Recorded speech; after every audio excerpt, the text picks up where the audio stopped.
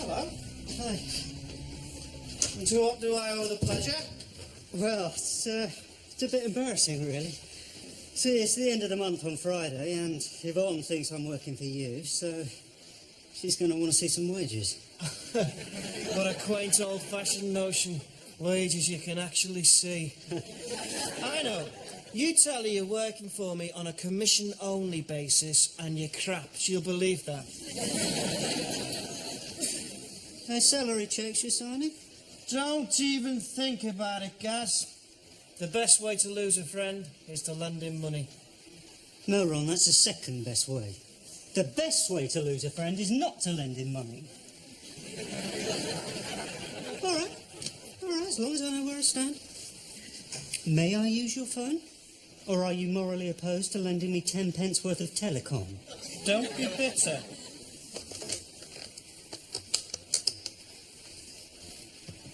Hello, Directory, yeah. Could you give me the number for the nearest Salvation Army hostel for the homeless? You better get a proper job soon, because I'm not going to go through this twice. Oh, thanks, Ron. You're a man amongst men. Yeah, well, now that you've got some money for once, you can buy me a bevy. Yeah, can't tonight. Previous engagement. You heard of the Willesden Wildians? Of course, they're Cricklewood's answer to the Royal Shakespeare Company. Not a very good answer, mine. Well, Yvonne's going to audition for a part in their next production. Really? What brought this on? Well, we hired a video of that Madonna movie, and Yvonne said, I'm a better actress than Madonna. Well, so am I. Are you going along to learn moral support? Yeah, sort of. You don't want to be in it, do you? Surely not. All that pouncing about and shouting. Well, you know, it might be a natural. Yeah, only if they're doing Billy Liar. You can't go. You can't go now. You can't leave me like this. I've got no money, no future. I'm 5 months pregnant. What do you want me to do? To cry? To beg? To scream? To kill myself? She's very good, isn't she? The next time she tells me she's got a headache, I'm not going to believe her. Can you hear gas escaping? Because this time I won't fail. This time it won't just be an overdose. A cry for help. This time it's the razor, Justin. You want to be a great film director? You want to have the final cut? Well, here it is.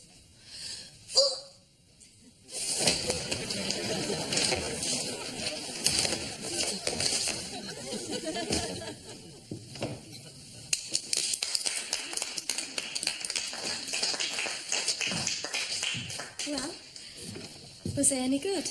Good. It was magnificent. You brought my play to life. Or death. Perfect. Wonderful. Yvonne, the part is yours.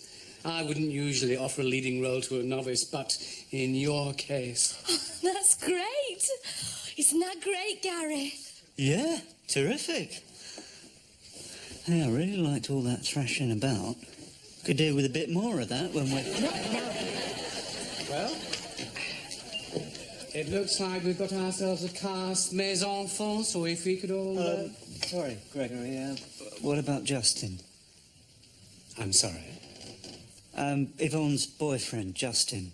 I was thinking maybe I could try out for Justin.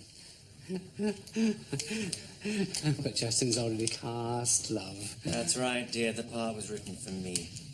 What? Gregory always says no one handles his leading parts like me. Oh, look, Greg, at least let me have a bash.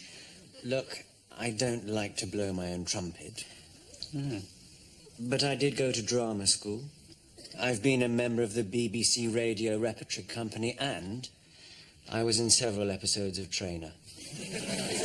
What have you ever been in besides the unemployment statistics? Look, I think Gary's just being protective of me. He is my husband. It's all right, Gary. I can look after myself. Well, just disappointed, that's all. I was rather hoping to be in this. And you can be, Gary, love. You would be perfect for the part of Police Constable Barr, wouldn't he, everybody? And you've got one of the most important moments in the whole play. Really? Yes, on your action, the entire tragedy pivots. Yeah? What do I do? It's all on page 57. Justin is beating up Priscilla, and a neighbour has called the police, who arrive in the person of P.C. Barr. But when you realise what's going on, you say, well, here's a script. Say it. I'm sorry, but the Metropolitan Police have a policy not to interfere with domestic squabbles exits. Oh, domestic squabbles exits. Perfect, I was moved. So why is that pivotal? Well, thanks to P.C. Barr's callous indifference to Priscilla's plight, the tragedy proceeds to its sad, inevitable end. Yeah, I can see that. Well, do you think I can hack it? Well, of course. You've got the height, you've got the presence, and you've only got one speech. Is that all? Well, you don't want too much to learn, seeing you volunteer to do men's wardrobe as well. Men's wardrobe? I didn't volunteer to do men's wardrobe. Oh, I'm sorry. I forgot to mention it. The thing is, the play's set in the early 50s. And since you know all there is to know about the war... Well, that was the 40s. The 50s and the 40s had completely different styles. Told you he's an expert, Gregory. Excellent, Gary, thank you. Your help will be invaluable. Now, Yvonne, are you prepared to delve into the inner recesses of your psyche? If that's what it takes. It takes more. It takes energy, teamwork, courage. I'm up for that. And you have to take your top off in Act 2, Scene 1. Hold it. I'm up for that. I'm not. Gary always says nudity's all right as long as it's artistic, don't you, Gary? Yeah, in the movies. If it's Julia Roberts or Kim Basinger. Well, of course, the lighting will be very discreet. Yvonne, I think we should talk. Look, Yvonne has a very demanding job. I'm not sure she could cope with a leading role. Shut up, Gary. Thank you, Yvonne. Look, let's limber up with the scene in question. Then Gary can set his mind at rest as to just how tasteful the love-making scene actually is. Look a second ago, she only had her kit off. Oh, right, hold it. I'm hot, all right? Sorry, I thought it... Gary, dear, do calm down. It's only acting. From the top, then, Lance enters stage left. Yvonne will move down stage from upstage center. Okay.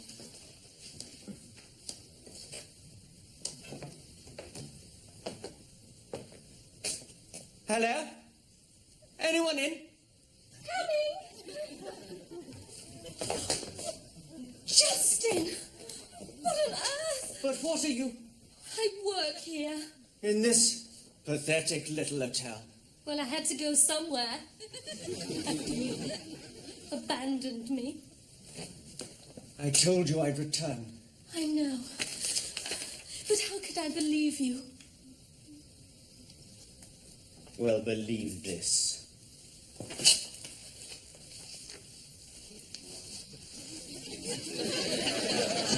Right, hold it. Right, pack that in. Come on, break it up. Well, you said this was a dry run. Gary, don't interfere. I was just getting into it. Well, I can see that. Look, can't you do Annie get your gun or something? How do I look? Like a social deviant. Thought so. That Lance was all over her. The last tongue to boldly go that far belonged to Mr. Spock. And Yvonne was lapping it up. Maybe she was acting. Play it again, Shan. Yeah. I'd blame that Gregory. Man's a pervert. If they did The Sound of Music, he'd have the entire cast gyrating topless with tassels on their nipples. Oh, where else? How much for the seat? Oh, give us a tenner. Looks a bit muffy. Well, that'll do for Lance. I suppose he'll keep it on for more than 5 minutes. Yeah, wrong. I'll take these two as well. They're 1940s. You got any shirts, size 15? Gary, over here. What do you say? You got some good old notes here. Oh, yeah. How much is this pound note? £30. That's right. The cost of living in 1941 is going to overtake the cost of living today. You'd be better off getting hold of the banknotes in 1941 and selling them here. Doctor Who's nephew. Ron, you are a genius. That's one night of amateur dramatics. Why am I a genius? Because you just hit on how I can make a living. What's the most expensive 78 you've got? Got a first pressing of See You Later Alligator by Bill Haley, but I couldn't accept less than 100 for it. So, what about wartime recordings? Are they rare? You're joking. 78s are fragile enough when there weren't bombs dropping on them. And what would wartime waxing by, say, Frank Sinatra fetch? Who knows? Had to put it into auction. Could go to a couple of thousand. Bloody hell. Well, if anyone needs me, I'll be in war-torn London. All right, Raj? All right. About all right. A lot of things I could say about the situation at present, and all right ain't any of them. Sounds like somebody got out the wrong side of bed this morning. Nothing to do with bed, young Gary. Well, my bed has a right side since Mrs. Deadman started making me sleep in the scullery. Hitler's panzers are hundreds of miles inside Russia. Once he's knocked Stalin out of the picture, he'll have all Russia's oil and wheat. And what'll he do then? Make the world's biggest victory pancake? That ain't very funny. Well, that's not bad for off the cuff, you know.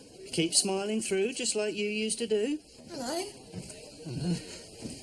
Oh, I'm really pleased to see you. I'm so fed up. At least when you started coming round, you used to take me pictures, dancing, dinner up the Savoy. Where do we go now, eh? Thought we might do a bit of shopping. Uh-huh. Very romantic. Just you and me in an endless queue. Not everything's ration, Phoebe. Could have fooled me.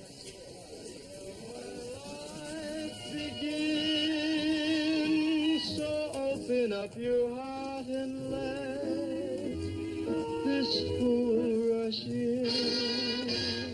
Oh, I love Frank Sinatra. He's so skinny, though. You seen his photo? He looks like he never eats. Yeah. Don't worry. He'll fill out.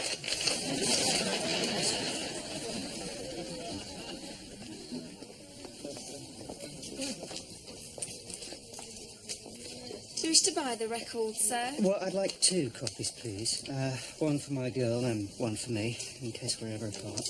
Oh, I'm afraid we've only got the 1 copy left. These American recordings are so popular. I can order one if you like. Would you? Oh, yeah. Very sweet of you, Gary, but I haven't got gramophone. Oh, well, maybe I'll buy you one, eh? Oh, don't be silly. They cost a fortune. Can I keep it anyway, to remind me of you? Of course. I'm not going anywhere, though. You always say that. It's never true. Will there be anything else, sir? Yes. I'd like to buy a few more. Oh, certainly, sir. I'll just get them from the stock room.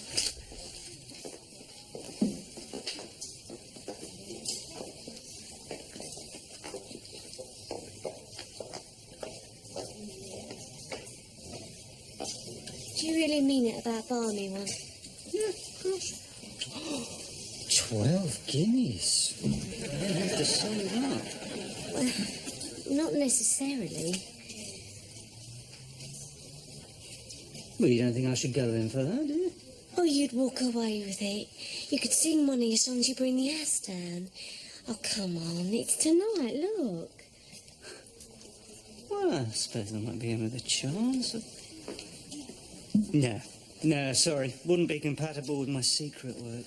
Excuse me, sir, I have your recording. Oh, right. Why would it be incompatible with your secret work? Well, see, I go in for it, right? And I win it, and I get really famous, and then I'm topping the bill at the London Palladium.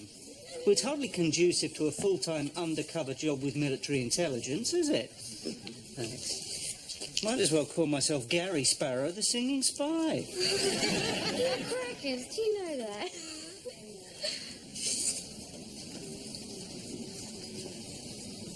Look, I promise you they're in mint condition. And the sleeves are... OK, I'll hold on. They look like they were only bought yesterday. This morning, actually. Oh, come on. Where did you find them? An old aunt died. She was a bit of a hoarder. We found those in her attic. Any more, are there? Well, it could be. It's a big attic. What's your friend say? Just checking with... Hello. Right. Yes. OK, I'll tell him. £700 for the 3? That's with me taking a small finder's fee. But I found them. Figure of speech. All right, yeah, deal. Who shall I make the cheque out to? Gary's... no, better pay Ron Wheatcroft. I think she also had a 1940s pressing of Frank Sinatra singing Fools Rush In with the Tommy Dorsey Band in the loft. I mean, the record's in the loft, not the Tommy Dorsey Band. That'd be worth a fortune. Ah, well, that's nice to know.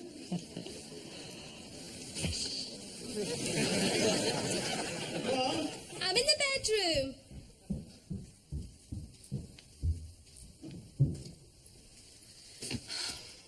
How do I look? Poo-poo-pee-doo. Struth, don't do that. I thought you liked Marilyn Monroe. I do, but she's dead. Finding her sitting in your suburban bedroom's a bit unnerving. Why are you dressed like that, anyway? Well, we're all trying our play costumes on tonight. Feels really strange. I suppose it's wearing stockings instead of tights. What? You've got to get into the style of dressing if you want to move right on stage. What? You're wearing stockings on stage with lance and suspenders? Well, stockings aren't much good without suspenders, Gary. They keep falling down. It's really strange because men find stockings and suspenders really sexy, don't they? Yet women just find them a pain. You know, when tights first came in, my mum said they were a godsend. Well, suppose I better get them off. Yep, I was going to suggest that. Gary, you're very up tonight. Oh, is that a promise? Well, of course I'm up. Got my first salary cheque from Ron. Oh, great. Let's see it. You mean my paycheck? Yes. Ta-da! You were getting more than that when you were blue collar. Well, thanks a lot. I'm on commission. It takes time to come through. It's a tough world out there, Yvonne. It's all right for you sitting in your air-conditioned personnel department, reducing employees to little bits of cardboard in a filing cabinet. You know, promote them, move them, sack them. They're not real to you. That's not true. It was hell when I got the push. You had no idea what I went through. Of course I got an idea. You didn't stop whinging for a month. Well, you've no idea what it's like working as a print rep. The rudeness, the broken promises, the sheer inefficiency. Well, if that's how you behave, no wonder you aren't making much money. Then there's the disgusting smell of the ink, the deafening clatter of the presses. Gary, what do you want me to say? I want you to say, my poor hero, I had no idea you were so brave. Let's take all our clothes off and work up a sweat. Can't. We've got to be at rehearsals in an hour. I see. So rehearsing that stupid play is more important than celebrating your marriage? Oh, Gary, we can celebrate afterwards. You won't want to, then. You'll have had that Lance caressing your tonsils with that roll of lino he calls a tongue. I can't believe you're really jealous. Gee, of course I'm not. Anyway, I wasn't kissing him back. You didn't have much choice, did you? My mouth's had a less thorough examination from a dentist. Anyway, I can't be bothered to go to rehearsals. I've only got the one line. It's a stupid one, isn't it? Oh, Gary, please, for me, you heard what Gregory said. It's the pivotal moment. Without you, we can't rehearse it. Oh, please, darling. I'll keep the stockings on when we get back. I'm sorry, but the Metropolitan Police have a policy of not interfering in domestic squabbles exits.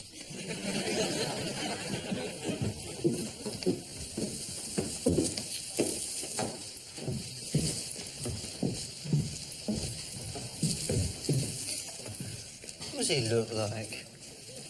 The play's set in the 50s. Actors were debonair. Never saw James Mason with 9 inches of inner tube stuffed down the inside of his Oxford bag. Anyway, I'm playing the policeman. I should have the truncheon. You look lovely. Mwah. Mwah. Gary, what are you doing here? This is a main cast rehearsal, dear. You've only got one line. Thanks a bunch, Yvonne. Well, I suppose you could make the coffee as you're here. And then I do that joke. My dog's got no nose. How does he smell? Horrible. What do you think? Well, who's going to say, how does he smell? Hey? You haven't got a straight man, Reg. When you say my dog's got no nose, you need a straight man to say, how does he smell? Oh, that's the point. I suppose you fancy. Me? Oh, do me a favour. Anyway, it's such a corny old joke, the whole audience will probably yell out, how does he smell? That's a thought. In fact, you'll probably find you've invented a whole new sort of entertainment, Reg. Community joking. Probably get some sort of medal for it. Next. Name. Police Constable Reginald Horatio Deadman. Reg. No, I'll work as Biffo. You can't help loving him. Blogs. Got it. I see, Mr. Blogs, and what do you do? Well, we haven't actually worked that one out yet. Right. Excuse me. Through there. It's all right. I asked this young lady to hold my place while I donated blood. Is that true? Not exactly, no. It's more what you might call a lie. So, gonna have a go after all. Well, yeah, I thought, what's the point of having a God-given musical talent if no one gets a chance to appreciate it? Excuse me, do you have a name? Yes, it's Gary Sparrow. Gary Sparrow. What do you do, Mr. Sparrow? Bird impressions? Actually, I'm a singer-songwriter. What's one of those when it's at home? Why, write songs and sing them. Why didn't you say so? Through there. My dog's got no nose. Oh, come on. My dog's got no nose. And you got no idea, mate. My wife's gone to Jamaica, West Indies. How does she smell? Look, this is a good one. What's Hitler gonna do when he gets his hands on all of Russia's oil and wheat? No, Reg, don't do it. No? He's gonna make the world's biggest pancake. Stand up last again. Hold on. Oh, Mr. Wu, what shall I do? I've got this kind of line of Chinese laundry blues. How do you think it went? Oh, Reg. Well, at least there are tomatoes in the shops, anyway. Thank you, Biffo. You've got to admit he's got a nerve, Blogs. And now, all the way from Hollywood, it says here, Barry Sparrow. Do you like Barry?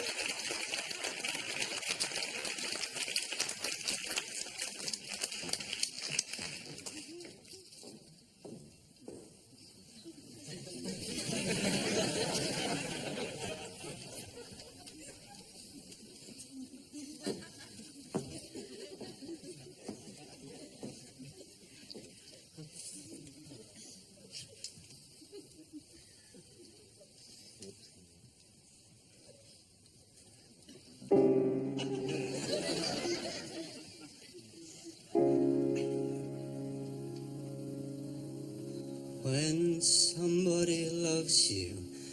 It's no good unless he loves you.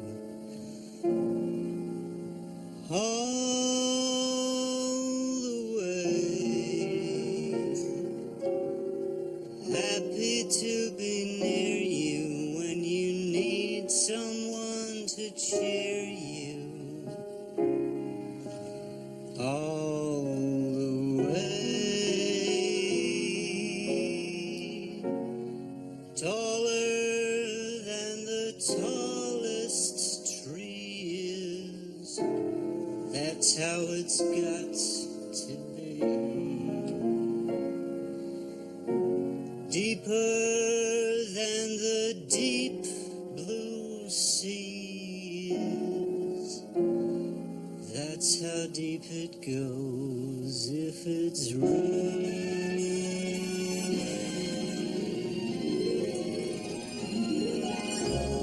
Somebody needs you. It's no good unless she needs you. All the way through the good old lean years and through all the in-between years. Come what may. Who knows where the road may lead us? Only a fool would say. But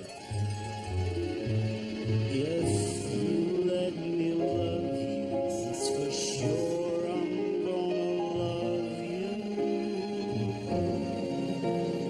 All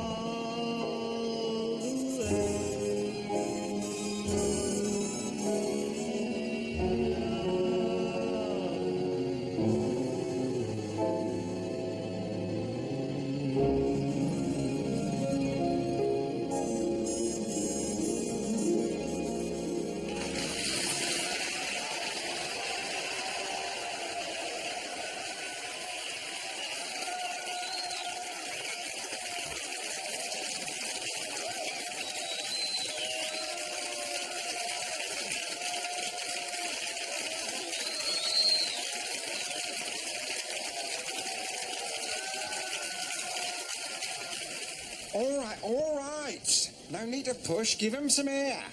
Reg, that's for accident victims, not autograph hunters. Did you really write that song? Oh, he said so, didn't he? He's written loads of great songs. If it wasn't for the war, he'd be a star. Yeah, he will be. All right, now that's enough. Clear off. Go on, clear off. Now, I got to admit, when I saw you turn up in that suit, I thought to myself, oh, another no-hoper. Oh, what's wrong with the suit? Well, you can't go on stage in a brown worsted, especially one that looks about 50 years old. No, you've got to have the proper evening attire if you want to be taken seriously. What do you mean? Well, I mean, well, now, what do you want out of this business, Barry? Actually, it's Gary. Good idea changing your name. Never liked Barry. I'll tell you one thing he wants out of this business, his prize for coming first. Do I look like a man who carries a radiogram about on his person? Well, just don't forget. Oh, don't worry, love. She's very sharp, your little woman. Oh, she's not my little... I understand. No, you see, I don't only do talent competitions. That's just my contribution to keeping up morale. Actually, I'm an impresario, manager, agent, booker, and music publisher. And what do you do on your day off? You stick to the music. I've got someone else to do the jokes. You see, I'm putting together a little tour. Are you interested? Well, I don't know. I got a day job. Yeah, very important war work. Oh, don't worry. We're not talking about the London Palladium. Not just yet. No, it's what I call a tour of the outer suburbs. Palmer's Green, Freeham Barnet, Ilford, Dagenham and climaxing at Ponder's End. Ponder's End? London's answer to Las Vegas. It's 2 shows a night. Sleep in your own bed. 5 in your hand. What do you say? Is that good? Well, it's very good for a newcomer. Only the great Gary Baldwin is performing Pigeons gets more, but then he's got that millet to buy. I'm sorry. You saw how my Gary went down here tonight. The women loved him. You're not the first agent who's shown interest. No, that's right. He's had the Yanks swarming all over him. Judy Garland's interested in his musical comedy. He's had supper with Clark Gable and Greta Garbo. She's got a very vivid imagination, hasn't she? All right, £6 a night, and I'll get you a set of tiles cost price. Now, make up your mind. What do you think? Well, how did you feel when you're out there in front of all them people? Oh, terrified at first, but then I began to feel really great. And when they all started clapping, I thought, yeah, my life can do with more of this. 7 guineas a night and you got a deal. Right. Used to do a bit of comedy myself once.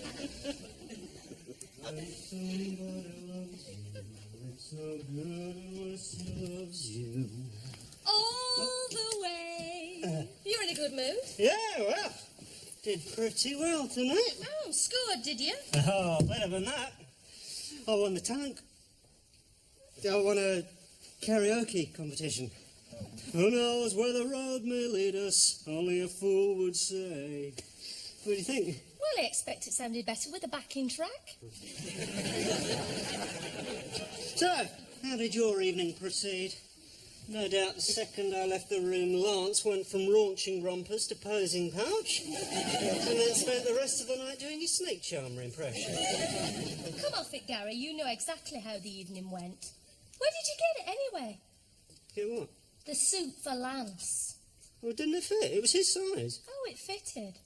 Well, didn't he like the colour? The colour wasn't the issue, Gary. It was infested. He was bitten half to death within seconds of putting it on, as if you didn't know. What did you do? Go to the insect house of the zoo and steal a box of voracious South American piranha fleas? A nasty nip, did he? He ripped the suit off in 5 seconds flat and rushed off the stage, scratching manically. He returned 10 minutes later, covered head to foot in cold cream, and resigned from the Willesden Wildians. He said it was an appalling thing to happen to a man who'd been in several episodes of Trainer. Oh, I see why. Probably only played the back end of the race. So tomorrow Gregory wants to see you. Oh, I'm up before the beacon. He wants to audition you for the part of Justin, and I think you stand a really good chance. Because I told him I wasn't prepared to snog anyone else on stage but my husband. Really? So if you fancy a practice tonight...